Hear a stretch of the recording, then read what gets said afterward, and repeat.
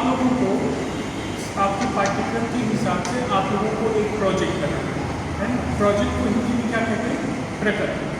तो प्रकल्प के लिए आपको FY BA वाले बच्चों को भी है, BCom वाले बच्चों को भी है और BSc वाले बच्चों को। तो उसके लिए मैंने आप लोगों के साथ एक ड्राफ्ट शेयर किया था कि प्रकल्प आप किस तरह से बना सकते हैं। उसमें कुछ 6-7 मुख्य बिंदु हैं जिनके ऊपर आपको ध्यान देना है। पहला तो है टाइटल अर्थात शीर्षक, उसका शीर्षक कैसा। तो शीर्षक में सोच रहा हूँ आप लोगों को खासतौर पे आप लोगों के सिलेबस में जो इकाई है, इकाई 1 और 2 को लेकर जितने भी विषय हैं वो सब एक एक प्रोजेक्ट का टॉपिक के रूप में ले लेना, टॉपिक पे दे देगा। उसी बहाने आपका कोई प्रश्न भी तैयार हो जाएगा अच्छे से और आपका प्रोजेक्ट हो जाएगा। और ये प्रोजेक्ट आपको ज़्यादा से ज़्यादा 12 या 15 पेज का करना है, सिंगल वर्ड है, उससे ज़्यादा करना है। तो टाइटल आपका जो है संक्षिप्त होना चाहिए, मतलब शॉर्ट होना चाहिए और क्लियर होना चाहिए कि आपका विषय क्या है। जैसे उदाहरण के तौर पे राजभाषा हिंदी का महत्व और उसकी वर्तमान स्थिति। तो राजभाषा हिंदी हम लोग सेकेंड चैप्टर में, सेकेंड इकाई में आप लोग पढ़ रहे हैं, तो वो उदाहरण के रूप में मिलती है कि ये एक टॉपिक हो। तो टॉपिक आपका छोटा होना चाहिए, बहुत बड़ा 2-3 लाइन का टॉपिक नहीं होना चाहिए, शॉर्ट होना चाहिए और क्लियर होना चाहिए जो भी आप टॉपिक। उसके बाद टॉपिक के बाद जो पहला प्रोजेक्ट पे आपका पहला जो चैप्टर होगा वो क्या होगा? इंट्रोडक्शन। इंट्रोडक्शन को हिंदी में क्या कहेंगे? प्रस्ताव। आप प्रस्ताव लिखेंगे, आप अपने जो प्रोजेक्ट है उसको इंट्रोड्यूस करो इंट्रोडक्शन में।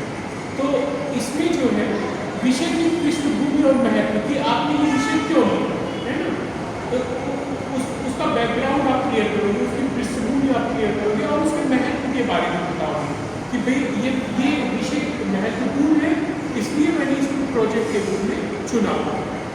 साथ ही साथ उस प्रोजेक्ट को चुनने का कारण, उस प्रकल्प को चुनने का कारण, चूंकि वो महत्वपूर्ण है इसलिए आप उसका चुनाव करें। उसमें आपकी रुचि हो सकती है, उसके बारे में आपके पास सामग्री हो सकती है, उसके बारे में आप पहले से अध्ययन करते हैं, ये सारे कारण हो सकते हैं।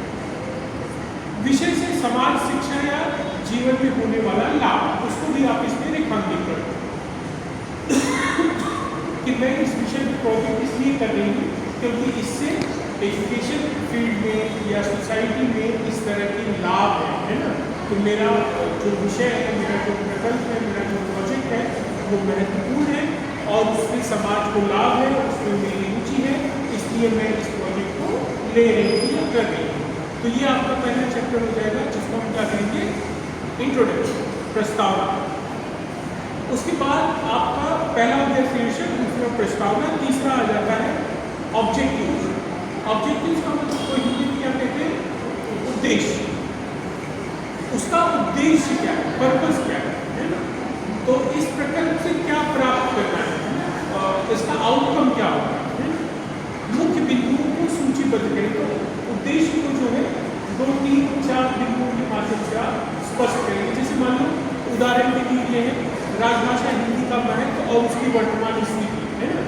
तो इसका उद्देश्य क्या हो जाएगा? नंबर 1, राजभाषा हिंदी की संवैधानिक स्थिति को जानना है ना, राजभाषा हिंदी के महत्व को समझना, राजभाषा हिंदी की वर्तमान स्थिति को समझना, फिर राजभाषा हिंदी की वर्तमान चुनौतियों का आकलन करना। जब आप उसकी वर्तमान स्थिति को जानेंगे तो उसके साथ क्या प्रॉब्लम्स है, क्या पॉजिटिव थिंग्स है, क्या नेगेटिव थिंग्स है, वो सारी चीज़ें आपको पता चलेंगी।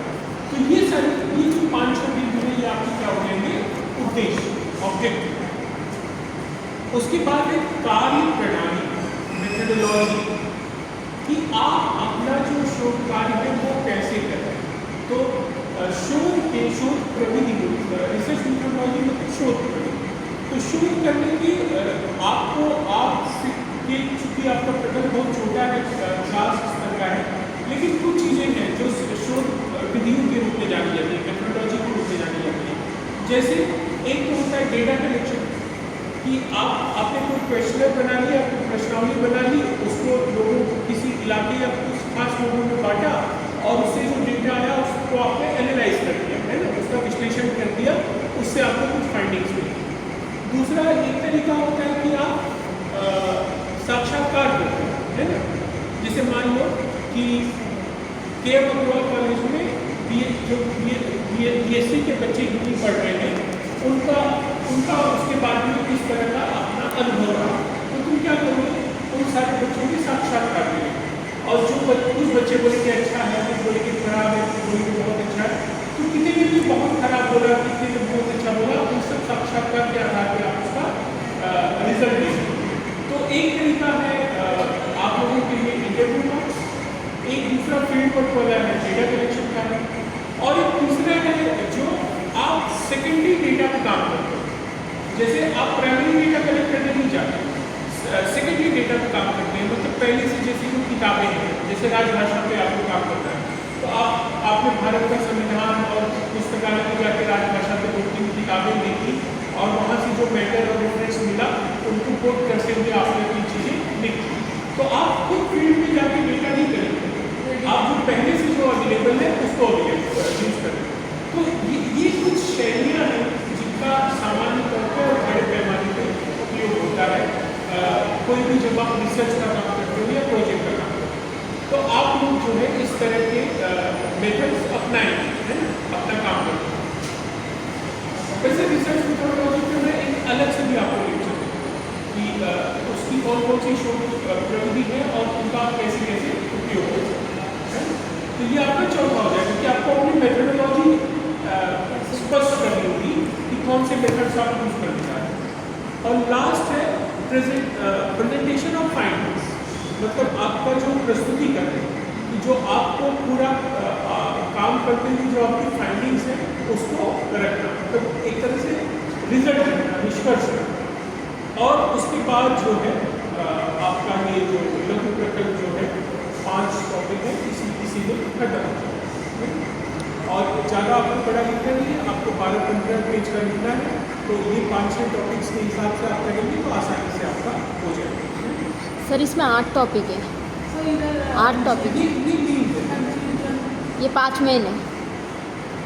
जब वही निष्कर्ष में बता दो लास्ट में, तो इतना आप कर लेंगे तो आपका हो जाएगा।